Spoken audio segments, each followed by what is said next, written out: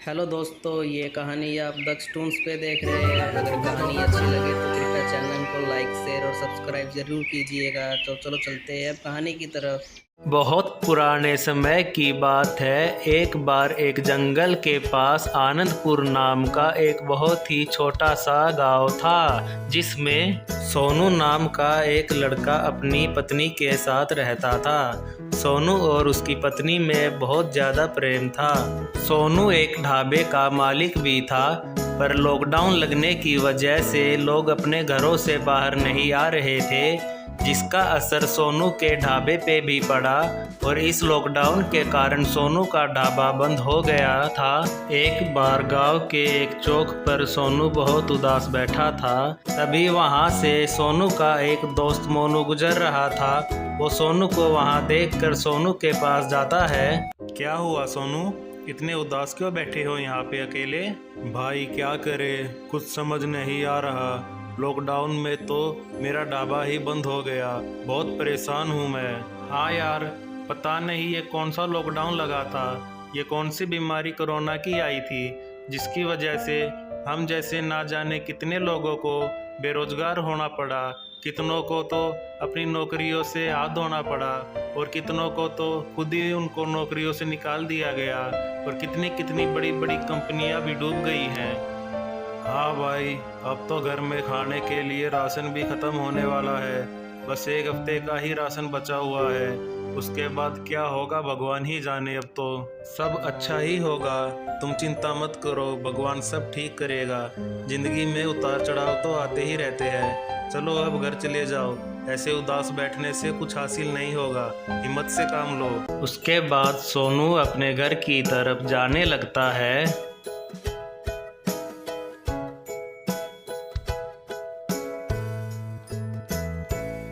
आ गए जी आप। कहीं कोई काम मिला क्या आपको आज? नहीं, आज भी कहीं कोई काम नहीं मिला।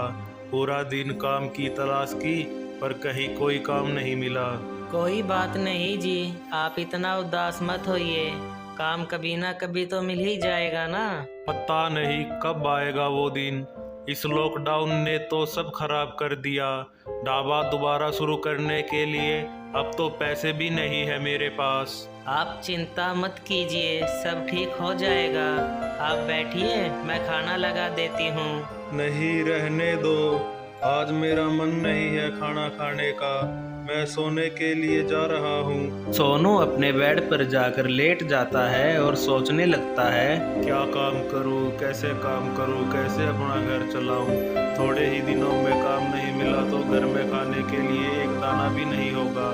कितना लाचार हो गया हूँ मैं। ये सब सोचते सोचते ही सोनू सो जाता है। अगली सुबह फिर से सोनू काम ढूंढने के लिए अपने घर से निकलता है। सोनू सारा दिन बाजार में घूमता रहता है, पर कोई भी उसे काम पर नहीं रखता, क्योंकि लॉकडाउन की वजह से सबका काम बहुत मंदा हो गया था। इसलिए कोई भी किसी को काम पर नहीं रख रहा था। सोनू सारा दिन घूम कर थक हार कर जब घर जाता है तो रास्ते में, अरे देखो, ये तो सोनू आ रहा है ना।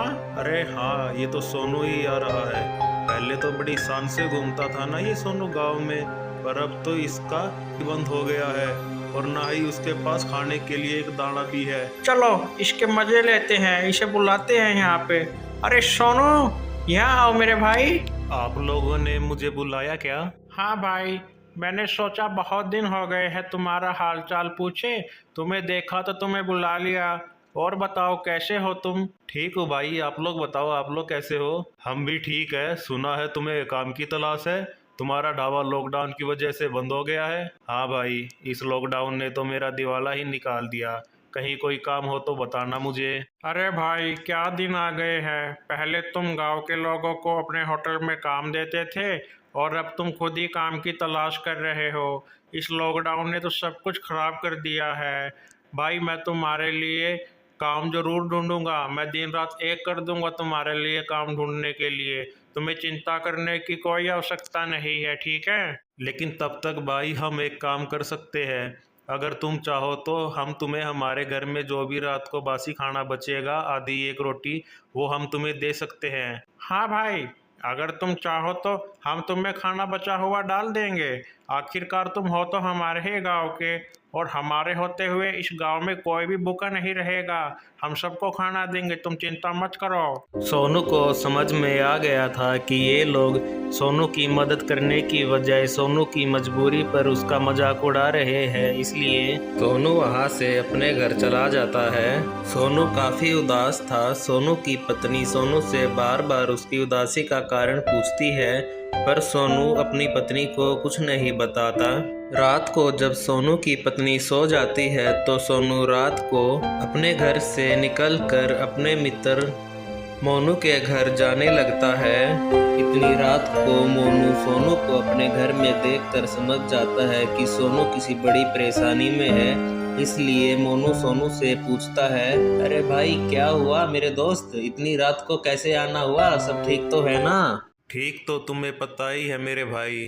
पहले तो मैं तुमसे माफ़ी चाहता हूँ, इतनी रात को तुम्हारे घर आकर तुम्हें परेशान कर रहा हूँ। अरे भाई इसमें परेशानी वाली कोई बात नहीं है, बताओ क्या बात है, इतनी रात को कैसे आना हुआ?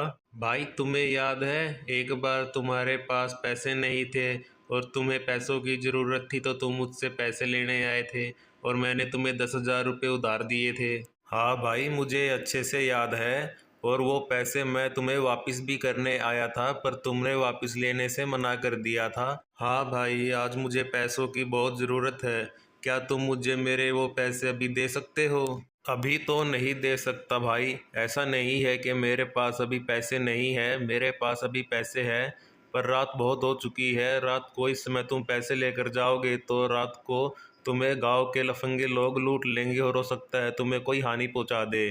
तो इससे अच्छा यही है कि तुम थोड़ी देर मेरे घर पे रुको, थोड़ी देर में सुबह होने ही वाली है, फिर तुम पैसे लेकर आराम से अपने घर चले जाना। मोनू के बहुत समझाने पर सोनू को मोनू का विचार अच्छा लगता है, इसलिए सोनू मोनू के घर थोड़ी देर रुकने के लिए मान जाता है। और उधर सोनू की पत्नी को सोनू की चिंता लगी रहती है। सोनू की पत्नी पूरी रात घर के बाहर बैठकर सोनू का इंतजार कर रही होती है, पर सोनू पूरी रात घर नहीं आता। अगली सुबह सोनू के घर उनके पड़ोस में रहने वाली एक औरत आती है। अरे बिमला बहन, आज इतनी उदास क्यों बैठी हो? लगता है पूरी रात से सोई भी नहीं हो तुम। क्या हुआ, कोई परेशानी है क्या तुम्हें? क्या बताऊं बहन, मेरे पति कल रात से घर नहीं आए। कल रात को घर से गए थे, अभी तक घर नहीं आए। मैं बहुत परेशान हूँ, कुछ बताकर भी नहीं गए, कहाँ जा रहे हैं? अरे कुछ जरूरी काम आ गया होगा इसलिए गए होंगे ना। तुम इतनी चिंता मत करो, आ जाएंगे। चिंता कैसे ना करूँ, एक तो हमारा ढाबा बंद हो गया, तब से बहुत उदास रहते हैं, और कल बिना बताए घर से भी चले गए। मुझे तो बहुत चिंता हो रही है उनकी। तुम व्यर्थ ही इतनी चिंता कर रही हो। अगर तुम्हारा मन नहीं मान रहा तो चलो मैं तुम्हारे साथ चलती हूँ, आसपास में थोड़ा ढूंढ के आ जाते हैं। धन्यवाद बहन, मैं तुम्हारा ये एहसान कभी भी नहीं भूलूंगी। दोनों सहेलियां सोनू को ढूंढने के लिए घर से निकलती हैं। जैसे ही दोनों सहेलियां घर से बाहर आती है, उन्हें सोनू एक ठेले के साथ घर के बाहर मिलता है। सोनू उन दोनों के पास जाता है और उनसे पूछता है, अरे इतनी सुबह सुबह आप दोनों कहाँ जा रही हो? हम कहाँ जा रही हैं? आप बताओ, आप कहाँ से आ रहे हो? कहाँ थे आप पूरी रात? घर नहीं आए, कुछ बताकर भी नहीं गए। आपको पता है मैं कितना परेशान थी पूरी रात की। मुझे माफ़ कर दो, मुझे ऐसा नहीं करना चाहिए था। मैं बहुत ज़्यादा परेशान हो चुका था, मुझे कुछ समझ नहीं आ रहा था मैं क्या करूं। और तभी मुझे याद आया मेरे दोस्त मोनू को मैंने एक बार उसकी मुसीबत में मदद की थी। मैंने उसे कुछ पैसे उधार दिए थे और मोनू को आज सुबह ने किसी काम की वजह से शहर जाना था। मैं रात को ही इसलिए मोनू के घर चला गया ताकि मैं उससे वो पैसे ले सकूं। तो क्या पैसे आपकी जान से भी ज़्यादा ज़रूरी थे जो आप रात को ही निकल गए? आपको पता है ना गांव में कैसा माहौल है।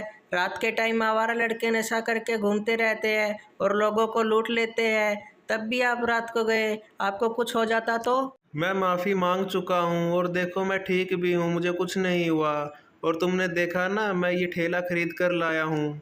ये ठेला, इसका हम क्या करेंगे?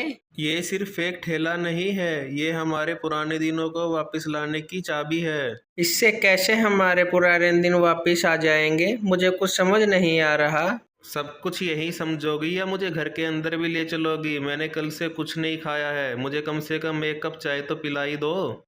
हाँ हाँ चलो जी घर में, मैं अभी चाय बना के पिलाती हूँ आपको। आइए भाभी जी, आप भी आइए हमारे साथ, हमारे घर में चाय पीजिए आप भी हमारे साथ। शुक्रिया भैया, लेकिन आज मुझे घर में बहुत सारा काम है। आप दोनों चाय का आनंद लीजिए, मैं फिर कभी आके चाय पीऊँगी। उसके बाद सोनू और उसकी पत्नी अपने घर में चले जाते हैं। दोस्तों कहानी अभी बाकी है। अगर आप इस कहानी को आगे भी देखना चाहते हैं और आपको ये कहानी अच्छी लगी है तो कृपया चैनल को लाइक, शेयर और सब्सक्राइब जरूर कीजिएगा।